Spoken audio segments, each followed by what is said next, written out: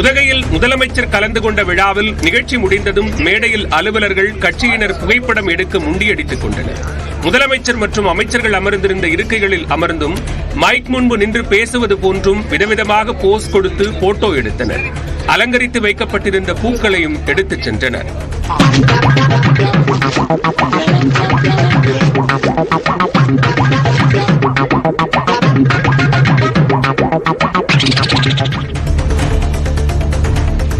கோவையில் 2ஆம் வகுப்பு மாணவி டிசி வழங்க பெற்றோரிடம் முத்திரைத்தாளில் கையெழுத்து பெற்றதாக தனியார் பள்ளி மீது குற்றச்சாட்டு எழுந்துள்ளது.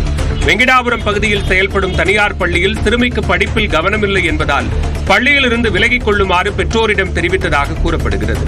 சுய விருப்பத்தின்படியே வெளியேறுவதாக பெற்றோரிடம் முத்திரைத்தாளில் எழுதி வாங்கி டிசி வழங்கப்பட்டது. பெற்றோர்களிடையே அதிருப்தியை ஏற்படுத்தியுள்ளது. இந்நிலையில் 2ஆம் வகுப்பு ஆசிரியர் கேத்ரின் இடைநீக்கம் செய்யப்பட்டதாக பள்ளி நிர்வாகம் தெரிவித்துள்ளது. விருதுநகர் மாவட்டம் சிவகாசியில் பிரசித்தி பெற்ற மாரியம்மன் கோயில் பொங்கல் திருவிழாவை முன்னிட்டு 2 நாட்கள் பட்டாசு ஆலை தொழிலாளர்களுக்கு விடுமுறை அறிவிக்கப்பட்டுள்ளது. கடந்த 30ஆம் தேதி கொடியேற்றத்துடன் தொடங்கிய பங்குனி திருவிழாவில் ஞாயிறன்று காலை பெண்கள் பொங்கலிட்டு வழிபட்டனர். திங்கள் மற்றும் செவ்வாயன்று சுற்றுவட்டார பகுதிகளில் வசிக்கும் மக்கள் பல்வேறு நேர்த்திக்கடனை செலுத்த இருப்பதால் பட்டாசு மற்றும் தீப்பெட்டி ஆலைகளில் பணியாற்றும் தொழிலாளர்களுக்கு விடுமுறை அளிக்கப்பட்டுள்ளது. திருவண்ணாமலை மாவட்டம் வந்தவாசி அருகே அரசு நேரடி நெல் கொள்முதல் நிலையம் திறக்கப்பட்டது. வந்தவாசியை அடுத்த இரும்பேடு கிராமத்தைச் சுற்றியுள்ள பல்வேறு கிராமங்களில் விவசாயம் பிரதானமாக இருக்கும் நிலையில் இரும்பேடு கிராமத்தில் நேரடி நெல் கொள்முதல் நிலையம் அமைக்க அரசுக்கு கோரிக்கை விடுத்திருந்தனர். அதனை ஏற்று அமைக்கப்பட்ட அரசு நேரடி நெல் கொள்முதல் நிலையத்தை ஆரணி எம்பி தரணிவேந்தன், வந்தவாசி சட்டமன்ற உறுப்பினர் அம்பேத்குமார் ஆகியோர் திறந்து வைத்தனர். 25 ஆண்டுகளுக்கு பிறகு முத்தூர் கிராமத்திலிருந்து மயிலாடுதுறைக்கு பொது பேருந்து சேவை மீண்டும் தொடங்கியது. கடந்த சில ஆண்டுகளாக முத்தூரிலிருந்து மினி பேருந்து சேவை மட்டும் இயக்கப்பட்டு வந்த நிலையில் பொதுமக்களின் நீண்டகால கோரிக்கையை ஏற்று மகளிர் விடியல் பயண திட்டத்தின் கீழ் முத்தூர் கிராமத்திலிருந்து மீண்டும் பொது பேருந்து சேவை தொடங்கப்பட்டது. பூம்புகார் எம்எல்ஏ நிவேதா முருகன் இப்பேருந்தில் பயணித்தார். திண்டுக்கல்லில் வட்டிக்கு கொடுத்த பணத்தை திருப்பி கேட்ட நபர் ஓட ஓட வெட்டி கொலை செய்யப்பட்டது அதிர்ச்சியை ஏற்படுத்தியது. வன்னியபாறைப்பட்டியைச் சேர்ந்த நாகராஜிடம் குழந்தைப்பட்டியைச் சேர்ந்த சாந்தி வட்டிக்கு 50,000 ரூபாய் பெற்றுள்ளார். வட்டியை கொடுக்காததால் வீடு தேடி சென்ற நாகராஜ் சாந்தியின் மருமகன் மகேந்திரனை தாக்கியுள்ளார். இதனால் ஆத்திரமடைந்த மகேந்திரன் தனது கூட்டாளிகளோடு சேர்ந்து நாகராஜை வெட்டி கொலை செய்ததாக கூறப்படுகிறது. மகேந்திரன் உட்பட 4 பேர் கைது செய்யப்பட்டனர். திருவள்ளூர் மாவட்டம் ஊத்துக்கோட்டை அருகே சாலை பணி முழுமை பெறாததால் வாகன ஓட்டி விபத்துக்குள்ளாகி படுகாயமடைந்தார். பாலவாக்கத்திலிருந்து சூளைமேனி வரை புதிய சாலை அமைக்க பழைய சாலையில் கீறல்கள் போட்டிருப்பதால் இருசக்கர வாகன ஓட்டிகள் தட்டு தடுமாறி பயணிக்கின்றனர். அண்மையிலும் ஒருவர் தவறி விழுந்து காயமடைந்ததால் சாலை பணிகளை விரைந்து முடிக்க வேண்டுமென சமூக ஆர்வலர்கள் வலியுறுத்தியுள்ளனர். திருவண்ணாமலை அண்ணாமலையார் கோவிலில் 3 மணி நேரம் நீண்ட வரிசையில் காத்திருந்து பக்தர்கள் சாமி தரிசனம் செய்தனர். ஞாயிறு விடுமுறை என்பதால் அண்ணாமலையாரை தரிசிக்க பக்தர்கள் அதிகாலையிலேயே குவிந்தனர். கொளுத்தும் வெயிலையும் பொருட்படுத்தாமல் நீண்ட வரிசையில் காத்திருந்து பக்தர்கள் வழிபட்டனர். வெயிலில் இருந்து தற்காத்துக் கொள்ள கோவில் நிர்வாகம் சார்பில் மோர் வழங்கப்பட்டது.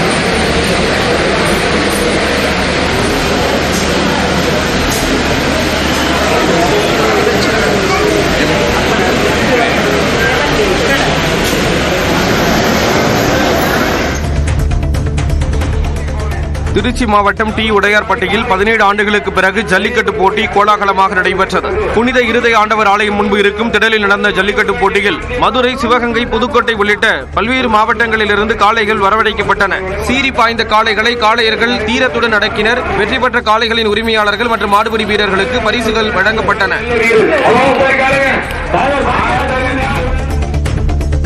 கிருஷ்ணகிரி மாவட்டம் ஜவளகிரி வனப்பகுதியில் தோட்டத்தில் புகுந்த 3 யானைகள் தக்காளி செடிகளை சேதப்படுத்தியதாக விவசாயிகள் கவலை தெரிவித்தனர். அனுமந்தபுரத்தில் கோவிந்தரெட்டி என்பவருக்கு சொந்தமான தோட்டத்தில் புகுந்த யானைகள் அட்டகாசம் செய்தன. இதேபோன்று யசோதா என்பவரின் வயலில் புகுந்து நெற்பயிர்களை சேதப்படுத்தின. சுற்றித் திரியும் யானைகளை வனத்திற்குள் அனுப்ப வேண்டும் என கிராம மக்கள் கோரிக்கை விடுத்துள்ளனர். தஞ்சை அரசு மருத்துவமனையில் சுற்றித் திரியும் நாய்களால் நோயாளிகள் அவதியடைந்துள்ளனர்.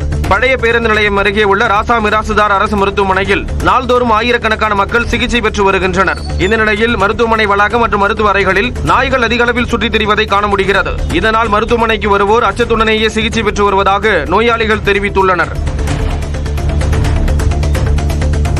மும்பையிலிருந்து அரக்கோணத்திற்கு ரயிலில் போதை மாத்திரைகளை கடத்திய இருவர் கைது செய்யப்பட்டனர். அரக்கோணம் ரயில் நிலையத்திலிருந்து சந்தேகத்திற்குரிய வகையில் நடந்து சென்ற இருவரை மடக்கி பிடித்து காவல்துறையினர் விசாரணை மேற்கொண்டனர். ராணிப்பேட்டையைச் சேர்ந்த ஹரீஷ்குமார், ஜெயக்குமார் ஆகிய இருவரும் மும்பையிலிருந்து போதை மாத்திரைகளை கடத்தி வந்து விற்பனை செய்ய திட்டமிட்டது தெரியவந்தது. இதனையடுத்து இருவரையும் கைது செய்த காவல்துறையினர் 18 பெட்டிகளில் வைக்கப்பட்டிருந்த 2000 போதை மாத்திரைகளை பறிமுதல் செய்தனர்.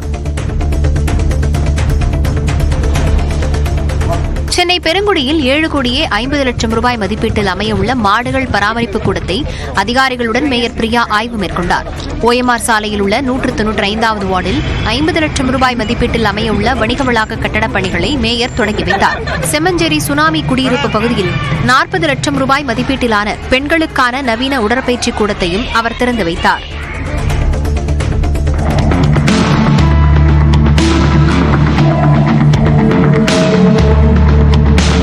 உத்தரப்பிரதேச மாநிலம் கான்பூரில் BMW, இனோவா கார்களுக்கிடையே நடைபெற்ற பந்தயத்தில் இருசக்கர வாகனத்தில் வந்தவரின் உயிர் பரிதாபமாக பறிபோனது.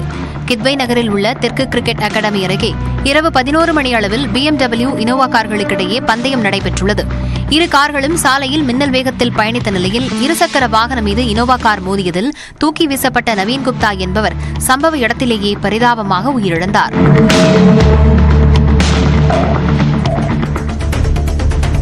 மத்திய பிரதேசத்தில் உள்ள குனோ தேசிய பூங்காவில் உள்ள சிவிங்கி புலிகளுக்கு கால்நடை மருத்துவர்களும் பொதுமக்களும் தண்ணீர் அளித்து வருகின்றனர். நபிபியாவிலிருந்து கொண்டுவரப்பட்ட சிவிங்கி புலிகள் குனோ தேசிய பூங்காவில் பராமரிக்கப்பட்டு வரும் நிலையில் கொளுத்தும் வெயிலில் 4 குட்டிகளுடன் ஜூவாலா என்ற பெண் சிவிங்கி புலி வேட்டையாடி முடித்துவிட்டு ஓய்வெடுத்தது. அந்த நேரத்தில் அங்கு சென்ற கால்நடை மருத்துவர் ஒருவர் சிவிங்கி புலிக்கு ஒரு பாத்திரத்தில் தண்ணீர் ஊற்றி குடிக்க வைத்தார்.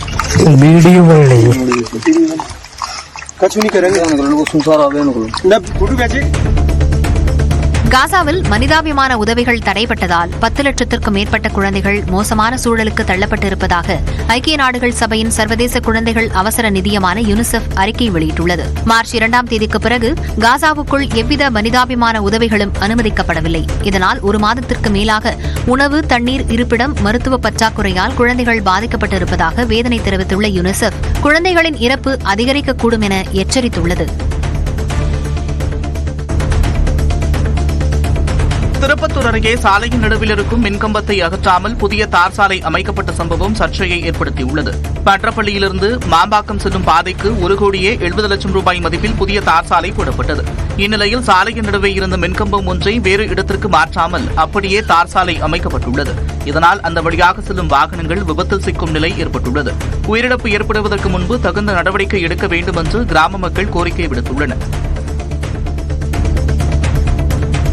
நீலகிரி மாவட்டம் கோத்தகிரியில் காவலர் குடியிருப்பில் உலா வந்த கருஞ்சிறுத்தையால் மக்கள் பீதியடைந்தனர். வனத்திலிருந்து வெளியே வரும் சிறுத்தைகள் வீடுகளில் வளர்க்கப்படும் செல்லப்பிராணிகளை வேட்டையாடி வருவது அண்மையில் அதிகரித்துள்ளது. காவலர் குடியிருப்பில் கருஞ்சிறுத்தை சுற்றித் திரிந்தது அங்குள்ள CCTVயில் பதிவாகியிருந்தது. கண்காணிப்பை தீவிரப்படுத்தி கருஞ்சிறுத்தையை கூண்டு வைத்து பிடிக்க வேண்டுமென பொதுமக்கள் கோரிக்கை விடுத்துள்ளனர். செங்கல்பட்டு அடுத்த சிங்கப்பெருமாள் கோவில் அருகே வீட்டின் பூட்டை உடைத்த கொள்ளையர்கள் 35 சவரன் தங்க நகைகளை கொள்ளையடித்தனர். கன்னியாகுமரியைச் சேர்ந்த செல்வன் தனது குடும்பத்துடன் ஆப்பூர் பகுதியில் தங்கியுள்ளார். நள்ளிரவில் இவரது வீட்டினுள் புகுந்த கொள்ளையர்கள் பீரோவை திறந்து 35 சவரன் தங்க நகைகள் மற்றும் 1.5 லட்சம் ரூபாய் ரொக்கத்தை திருடியதாக கூறப்படுகிறது. கொள்ளை குறித்து காவல்துறையினர் விசாரணை மேற்கொண்டுள்ளனர். கொடைக்கானலில் நடைபெற்ற சிலுவை பாதை ஊர்வலத்தில் 3000த்திற்கும் மேற்பட்ட கிறிஸ்தவர்கள் பங்கேற்றனர். கொடைக்கானல் திரு இருதய ஆண்டவர் ஆலயத்திலிருந்து புறப்பட்ட யாத்திரையில் கலந்து கொண்டவர்கள் இறைபாடல்களை பாடியபடி அண்ணா சாலை, கோக்கர்ஸ் வாக் உள்ளிட்ட பகுதிகள் வழியாக சலேத்தன்னை ஆலயத்தை அடைந்தனர். சிறப்பு திருப்பலியும் நடைபெற்றது.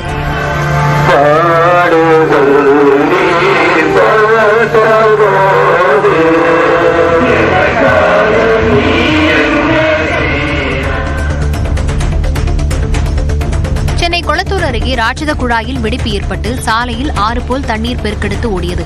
இங்குள்ள தலைமைச் செயலக காலனி பேருந்து நிறுத்தத்தில் சாலையில் புதைக்கப்பட்டிருந்த ராட்சத தண்ணீர் குழாயில் திடீரென்று வெடிப்பு ஏற்பட்டது. இதனால் குழாயிலிருந்து வெளியேறிய தண்ணீர் சாலைகளில் பெருக்கெடுத்து ஓடியதால் வாகன ஓட்டிகள் அவதியடைந்தனர். இதுகுறித்து மாதவரம் மண்டல குடிநீர் வாரிய அதிகாரியிடம் கேட்டதற்கு விரைந்து நடவடிக்கை எடுக்கப்படும் என தெரிவித்தார். புதுச்சேரியில் வக்ஃப் வாரிய சட்டத்திருத்த நகலை எரிக்கும் போராட்டத்தில் ஈடுபட முயன்ற தந்தை பெரியார் திராவிடர் கழகத்தினர் கைது செய்யப்பட்டனர். நேரு வீதியில் காமராஜர் சிலை முன்பு நடந்த போராட்டத்தில் தமிழ் ஆதரவு அமைப்பினர் கலந்து கொண்டனர். மத்திய அரசுக்கு எதிராக பதாகைகளை ஏந்தி முழக்கங்களை எழுப்பினர். வக்ஃப் வாரிய சட்டத்திருத்த நகலை எரிக்க முயன்றபோது அவர்களை காவல்துறையினர் தடுத்து நிறுத்தினர்.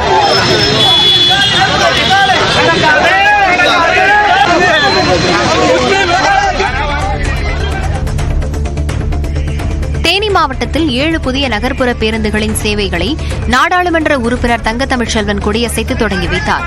பெரியகுளம், ஆண்டிப்பட்டி, பெரியகுளம், வத்தலகுண்டு, தேனி, சின்னமனூர் உள்ளிட்ட 7 வழித்தடங்களில் இந்த பேருந்துகள் இயக்கப்படுகின்றன. மகளிர் விடியல் பயண திட்டத்தின் கீழ் பெண்கள் கட்டணமின்றி பயணம் செய்யலாம் என போக்குவரத்து துறை தெரிவித்துள்ளது. சேலம் மாவட்டம் தம்மம்பட்டி அருகே ஓய்வு பெற்ற விஏஓ வீட்டில் கொள்ளையடித்த வழக்கில் பெண் உட்பட மேலும் 4 பேரை போலீசார் கைது செய்தனர். மார்ச் 29ஆம் தேதி மண்மலை கிராமத்தில் வேணுகோபால் என்பவரின் தோட்ட பங்களாவில் புகுந்த கொள்ளையர்கள் 20 சவரன் தங்க நகைகள், வெள்ளிப் பொருட்கள், 1 லட்சம் ரூபாய் ரொக்கம் ஆகியவற்றை திருடிச் சென்றனர். இந்த வழக்கில் ஏற்கனவே 2 கைது செய்யப்பட்ட நிலையில் தற்போது 4 பேர் பிடிபட்டனர். இவர்களில் சந்தியா, விஜயகுமார் ஆகிய 2 டிடெக்டிவ் ஏஜென்சி நடத்தி வந்தது தெரியவந்த நிலையில் காவல்துறையினர் தொடர்ந்து விசாரணை மேற்கொண்டுள்ளனர். சென்னை வளசரவாக்கம் பகுதியில் அடுக்குமாடி குடியிருப்பில் வாடகைக்கு வீடெடுத்து பாலியல் தொழில் நடத்திய நபர் கைது செய்யப்பட்டார். பெத்தானியா நகரில் உள்ள ஒரு அடுக்குமாடி குடியிருப்பு அந்நியர்கள் பலர் வந்து சென்றது குறித்த புகாரில் காவல்துறையினர் நடத்திய திடீர் சோதனையில் பாலியல் தொழில் நடத்தியது உறுதி செய்யப்பட்டது. அங்கிருந்து 2 பெண்களை மீட்ட காவலர்கள் நெல்லையைச் சேர்ந்த கணேசன் என்பவரை கைது செய்து சிறையில் அடைத்தனர். தஞ்சாவூர் மாவட்டம் பூதலூர் அருகே நெல் கொள்முதலில் முறைகேட்டில் ஈடுபட்டதாக அலுவலர் பணியிடை நீக்கம் செய்யப்பட்டார். புகாரின் பேரில் சனிக்கிழமையன்று அய்யனாபுரம் கிராமத்தில் உள்ள கொள்முதல் நிலையத்தில் அதிகாரிகள் சோதனையில் ஈடுபட்டனர். அப்போது லாரியிலிருந்து கொண்டுவரப்பட்ட 7000 கிலோ நெல்மணிகளை அதிகாரிகள் பறிமுதல் செய்தனர். விவசாயிகள் இன்றி வியாபாரிகள் கொண்டுவரும் நெல்மணிகளை முறைகேடாக விற்பனை செய்ததாக கொள்முதல் அலுவலர் குணராஜா பணியிடை நீக்கம் செய்யப்பட்டார். பட்டியல் எழுத்தர் பாலமுருகன் என்பவரை பணியிலிருந்து நீக்கி அதிகாரிகள் நடவடிக்கை எடுத்தனர். இதேபோன்று பள்ளி அக்ரஹாரம் புறவழிச்சாலையில் லாரியில் கடத்தி வரப்பட்ட 250 நெல் மூட்டைகளை அதிகாரிகள் பறிமுதல் செய்தனர். வக்ஃப் சட்டத்திருத்த மசோதாவிற்கு எதிராக உச்சநீதிமன்றத்தில் புதிய மனு தாக்கல் செய்யப்பட்டுள்ளது. வக்ஃப் சட்டத்திருத்த மசோதா நாடாளுமன்றத்தின் 2 அவைகளிலும் காரசார விவாதங்களுக்கு பிறகு நிறைவேறியது. இந்த மசோதாவிற்கு எதிர்க்கட்சியினர் கடும் எதிர்ப்பு தெரிவித்து வரும் சூழலில் மசோதாவுக்கு குடியரசுத் தலைவர் திரௌபதி முர்மு ஒப்புதல் அளித்தார். இந்த நிலையில் இந்த மசோதா வக்ஃப் நிர்வாகத்தின் மீதான அப்பட்டமான ஊடுருவல் என குறிப்பிட்டு கேரளாவின் சன்னி முஸ்லிம் அமைப்பினர் உச்சநீதிமன்றத்தில் மனு தாக்கல் செய்துள்ளனர். ஏற்கனவே எதிர்க்கட்சிகள் தரப்பில் பல மனுக்கள் தாக்கல் செய்யப்பட்டுள்ளது குறிப்பிடத்தக்கது.